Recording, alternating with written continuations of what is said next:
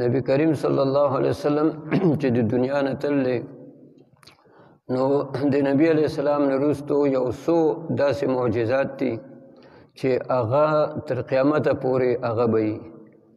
په هغه معجزاتو کې یو قرآن کریم دی. دا قرآن کریم دا چې څو پورې قیامت نه دی قایم شوی، د قرب قیامت نه دی راغلی، نو دا قرآن به وي. یو روایت کې راځي چې داسې وخت به راشي د قیامت نه مخکې چې یو سړی هغه به قرآن ته لاس کي او قرآن به راواخلي چې زه تلاوت کوم. هغه به تک سپین کاغذي، هغې نه به هغه حرفونه نقشونه هغه به جبریل علیه السلام هغه اوچت کړي. نو د هغه د قرب قیامته پورې قرآن هغه به موجودي. او دغه شان سنت یعنی چې دی نو احادیث د نبی کریم صلی الله علیه وسلم دا به هم تر قیامته پورې هغه موجودي.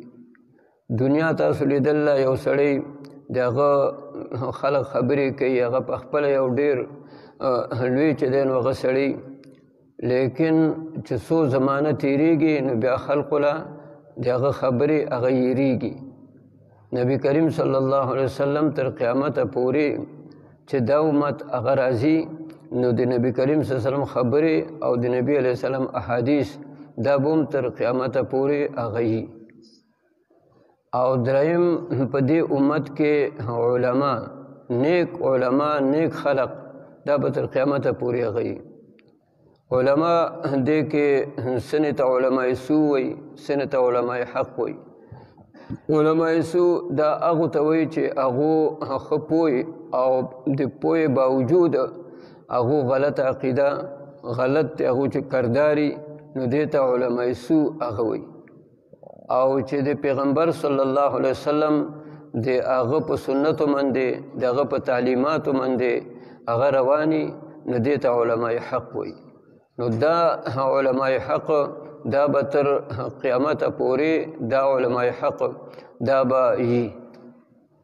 او څلورم په امت کې صالحان او په امت کې نیک خلق.